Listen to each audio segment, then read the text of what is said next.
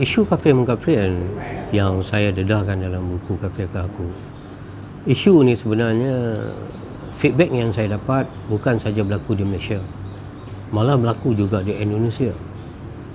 Kerana baru-baru ni saya dapat panggilan daripada pihak-pihak tertentu mewakili Indonesia minta supaya buku ni saya bekalkan, kerana pihak di Aceh khususnya berminat dengan buku ni kerana isu tu sama.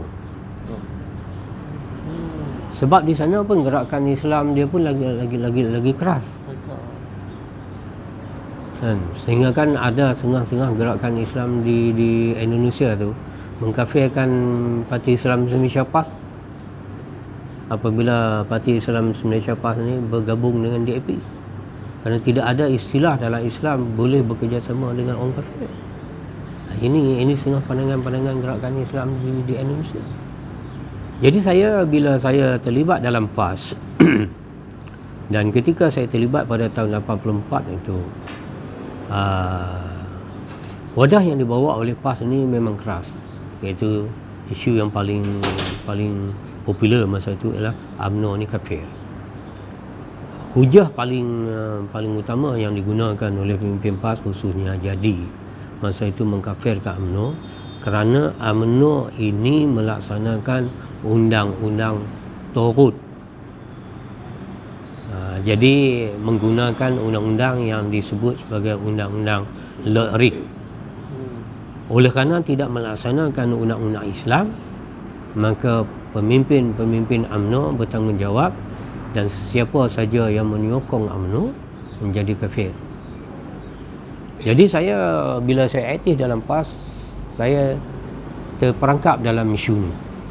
Mau tidak mau, saya yang belajar dengan Jadi, belajar dengan arwah Ustaz Fazil, belajar yang banyak tok guru daripada kalangan PAS.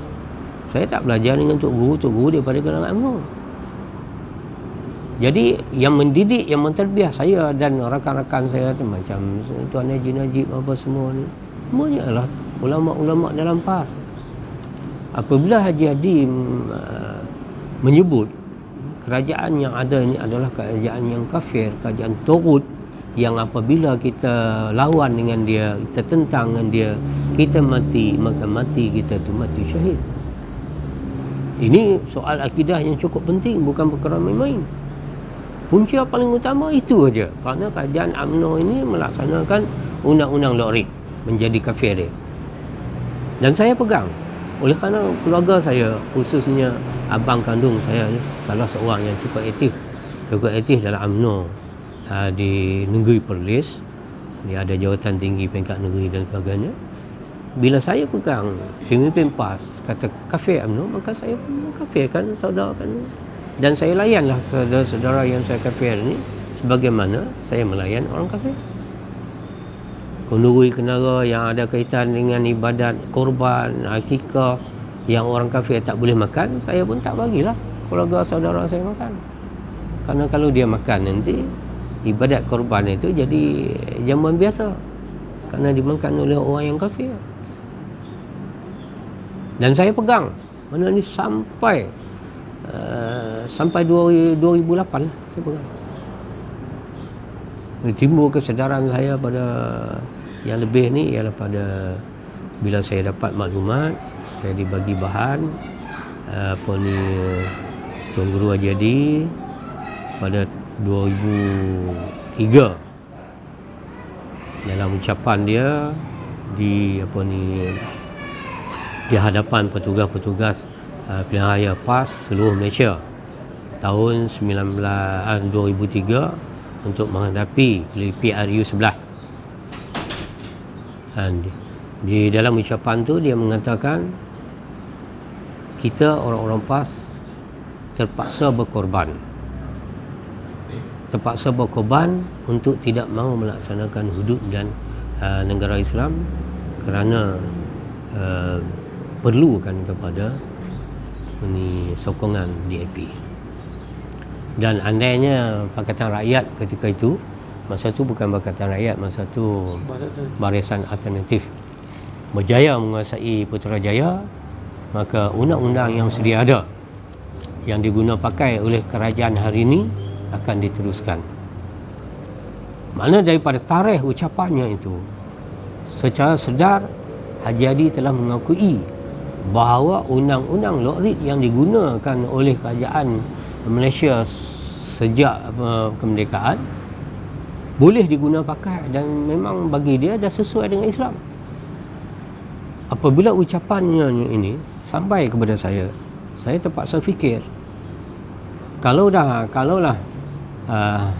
Tuan Guru Haji Hadi dah mengakui undang-undang Lokrit itu boleh diguna pakai oleh kerajaan Barisan Alternatif ataupun sekarang ni Pakatan Kerajaan Pakatan Rakyat, jadi apa lagi matlamat saya untuk berjuang menjatuhkan kerajaan Barisan Nasional semata-mata untuk menukarkan kerajaan Barisan Nasional kepada PKR, sedangkan undang-undang Islam, hudud dan sebagaimana yang saya perjuangkan, yang dijanjikan oleh pemimpin PAS itu tidak akan wujud lagi.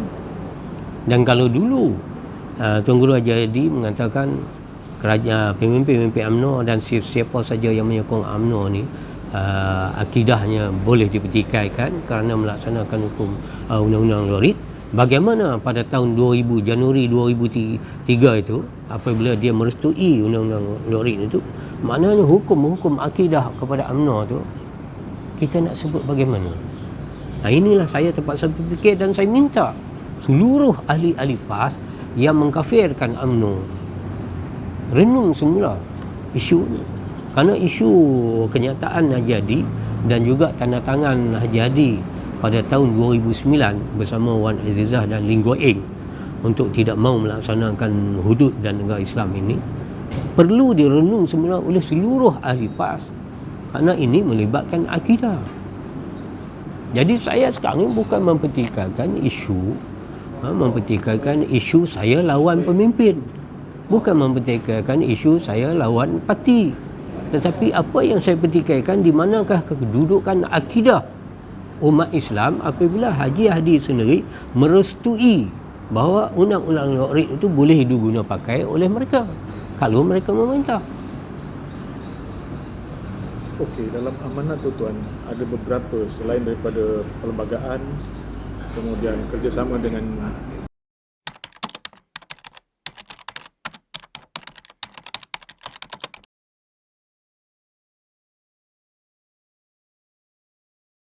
isu ini merupakan isu akidah. Kalau dulu kita mengkafirkan UMNO sehingga pulau-memulau sampai hari ini tak selesai lagi atas dasar UMNO ini melaksanakan Lokrit, UMNO ini berkawan dengan MCA, MIC, dan sekarang ini semua isu-isu yang kita mengkafirkan UMNO itu kita sendiri amalkan. Kalau UMNO berkawan dengan MCA, kita hari ini PAS berkawan dengan DAP. Kalau dulu mengkafirkan orang UMNO kerana berkawan dengan orang-orang bukan Islam, bagaimana kedudukan sekarang bila PAS berkawan dengan DAP? Inilah isu yang saya minta sangat-sangat kepada pemimpin PAS, khususnya Dewan Ulama yang akan muktamar ni, bincang secara serius. Kalau tidak, maknanya bila kita mengkafirkan orang-orang UMNO kerana berkawan dengan MCA, mengkafirkan orang-orang UMNO kerana melaksanakan undang-undang Lokrit, kemudian pada 2003 Haji Hadi sendiri bersetuju Lokrit itu boleh guna, maka kafiran itu mau tidak mau kita kena yakin bahawa kekafiran yang kita letakkan pada UMNO itu akan terpulang kepada kita. Sebab itulah saya minta sejalan yang paling selamat untuk menyelesaikan isu ini, Tuan Guru Haji Hadi dia kena bertanggungjawab, kerana semua isu ni bermula daripada dia. Dan apa salahnya kalau dia tarik balik amanatnya? Saya minta dia tarik balik amanat tu dalam buku saya tu untuk menyelamatkan umat, supaya ahli-ahli PAS dan ahli UMNO ni boleh hidup dalam keadaan yang lebih aman, harmoni, tidak ada isu pulau memulau dan sebagainya lagi. Soal parti masing-masing itu atas keyakinan masing-masing. Apa guna sekarang ni kalau Haji Hadi merahsiakan benda ni kepada ahli? Patut dia kena tegas. Okey, sekarang isu macam dulu saya tarik balik. Soal parti masing-masing. Datang belia nak sokong siapa, sokong. Tetapi bagi saya, ini pendirian saya sekarang, kalaulah sekadar nak menjatuhkan kerajaan BN yang sekarang ni dipimpin oleh Datuk Seri Najib, kemudian nak diganti dengan ikut perjanjian 2009 tu ialah Anwar Ibrahim. Apa maknanya? Menjatuhkan Datuk Seri Najib, letakkan Datuk Seri Anwar Ibrahim, kemudian Islam itu tidak juga laksana.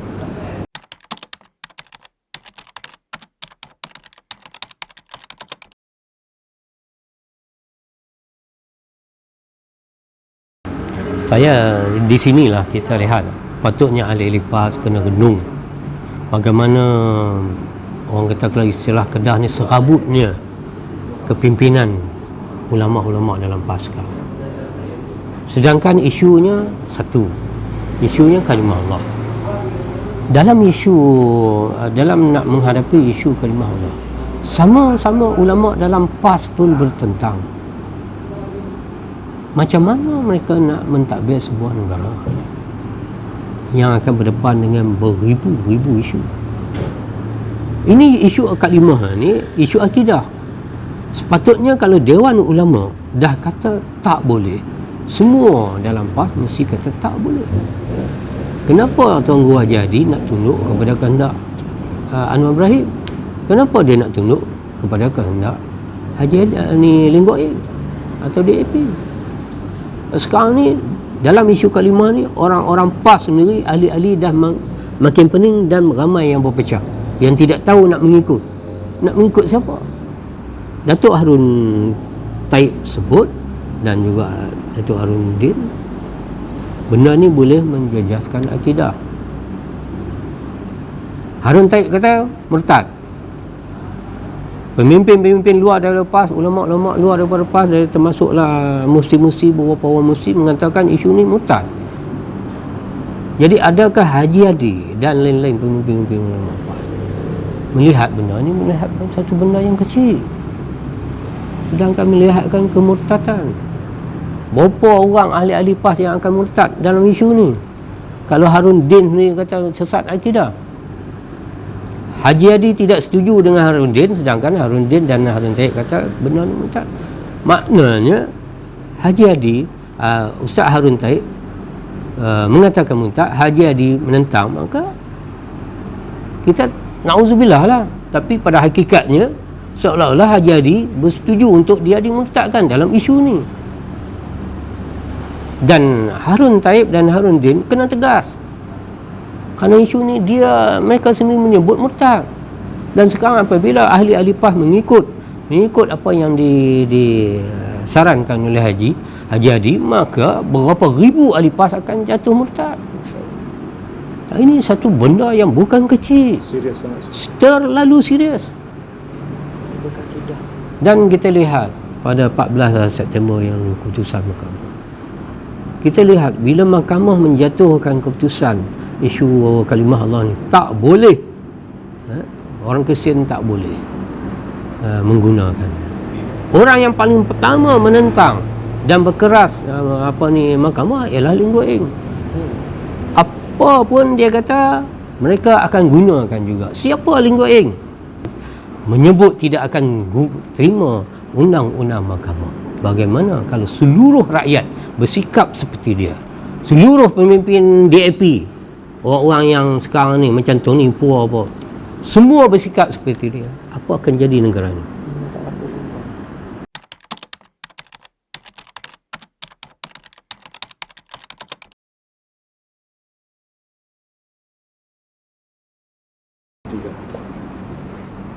Dia dalam isu kesempatan pihak-pihak agama lain, pemimpin sama ada Kristian, Hindu, Buddha, berlaku kita satu trend di mana mereka ni mendesak kerajaan pembangkang, bukan mendesak kerajaan pemerintah saja.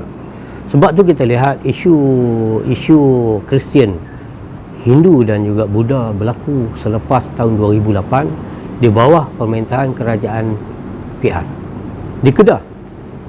Kalau kita lihat di Kedah ni, kuil-kuil Hindu di mana-mana seluruh Kedah ni semua dibesar. Semua besar. Dan dibagi cat yang baru. Sekarang ni masih bina. Satu contoh lah saya bagi dekat depan Mahkamah Lama Al-Ustaz Jalan Putra. Di situ kuil Hindu dulu sebelum PAS memerintah. Dia merupakan kuil terpinggir. Kecil, tempat parking kereta untuk kuil tu sebenarnya bukan tanah hak dia. Saya dapat maklumat tanah tu adalah wakaf hak orang Islam. Tetapi apabila kerajaan PAS memerintah, mereka telah mengemukakan permohonan untuk dapatkan tapak tanah tu. Dan sekarang mereka telah bina dia punya pagar keliling kuil tu sampai ke gigi jalan raya. Siapa pun dah tak boleh masuk lagi kecuali orang kuil. Sedangkan tanah itu tanah wakaf. Kenapa berlaku? Berlaku di Pulau Pinang. Bagaimana beberapa tingkat bangunan gereja Pulau Pinang di Selangor katanya macam perahu Nabi Nuh. Kemudian di Kedah apa semua berlaku di Buddha paling besar sekarang di mana? Kelantan. Patung Buddha paling besar di Kelantan. Kenapa berlaku ni? Inilah kena rujuk balik kenyataan jadi 2003 bahawa kita PAS terpaksa berkorban. Inilah pengorbanan terbesar PAS kepada penganut agama lain. Kenapa? Kerana kalau mereka tidak menurut kehendak penganut agama ni, mereka akan hilang undi. Trend inilah yang dulu dipetikai oleh Mat Sabu. Ini kesempatan ini sebenarnya DAP, khususnya orang Kristian, tahu bahawa mereka sekarang tidak ada siapa lagi yang orang Islam, orang bangsa Melayu yang perlu mereka gerun. Kerana mereka tahu PAS sudah tunduk kepada kehendak mereka. Jadi inilah akibatnya. Oleh kerana PAS lebih utamakan kepentingan pemerintahan, menawan Putrajaya, akhirnya mereka sanggup menggadaikan apa saja walaupun mereka sedar masa depan bangsa Melayu dan agama Islam itu tercabar. Jadi kalau untuk saya nak bersama dengan PAS, rasanya sudah tidak ada makna lagi. Lebih baik, lebih selamat untuk kesejahteraan umat, untuk rakyat lebih hidup aman, kekalkan pemerintahan yang sedia ada, dan di mana patut kita bantu, kita bantu.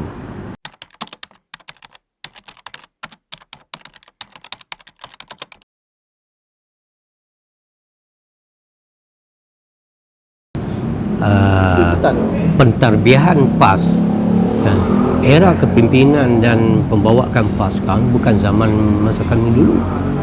Kami dulu diisi dengan pengajian ilmu. Bila kita dah dapat ilmu, bila kita nak bergerak, kita nak bertindak, apa pun di atas dasar ilmu. Tapi sekarang ni PAS seolah-olah memandang segi pentarbiahan ilmu ni kepada ahli-ahli, khususnya pemuda-muda dia, sebagai satu benda yang masing-masing cari sendiri. Tak ada daripada pucuk pimpinan. Kami dulu usrah daripada majlis syura bawa kepada negeri bawa ke kawasan atau bahagian. Kemudian daripada situ bawa pergi ke cawangan-cawangan. Maknanya dia mantap. Sekarang ni tak ada. Sekarang ni ahli PAS lebih banyak mengaji dengan mungkin Ustaz Azhar Idrul mungkin. Kalau dia minat dengan Ustaz yang Perak tu, Ustaz Kazim, mungkin dia pergi. Ini sekarang. Jadi apabila dia tidak ada ilmu dan tarbiyah daripada parti, dia lebih bersikap mengikut liberal, tapi liberal ni menguntungkan Islam ataupun merugikan Islam. Dia tak fikir ke arah tu. Dia kira ini arahan parti. Kalau parti kata okey, sekarang kita sokong Anwar Ibrahim jadi PM, dia akan ikut. Dia tak akan fikir dah siapa sebenarnya Anwar Ibrahim. Anwar Ibrahim jadi menteri, apa kesan kepada negara, bangsa dan agama. Dia tak akan fikir benda. Tapi kita dididik untuk memikir. Sebab tu grup-grup saya, Tuan Haji Najib ni, kita tak terima bulat-bulat arahan daripada parti. Tak sesuai, kita akan bagi pandangan. ikut saluran parti. Macam saya bertindak sebelum saya naik pentas UMNO, sebelum saya keluar buku, saya ikut saluran parti. Tetapi oleh kerana parti memandang semua ni sebagai satu benda yang remeh, maka saya untuk menyelamatkan agama. Kerana saya dapat maklumat, dan maklumat ni saya yakin kerana datang daripada orang yang paling kuat, orang paling rapat dengan lingkup Ing. Saudara Ghazali mendedahkan bagaimana perancangan DAP kalau mereka menang. Tawan Putrajaya, Anwar Ibrahim akan antara benda yang akan diluluskan ialah perkahwinan sejenis kalau dia jadi Perdana Menteri. Sebab itu saya ketepikan PAS. Dalam isu PRU 13 itu saya ketepikan PAS, saya ketepikan kawan-kawan rapat, saya ketepikan masalah keselamatan saya kerana saya nak PRU 13 ni BN meneruskan pemerintahan. Kerana nak menyelamatkan itu isu agama, bukan nak menyelamatkan PAS.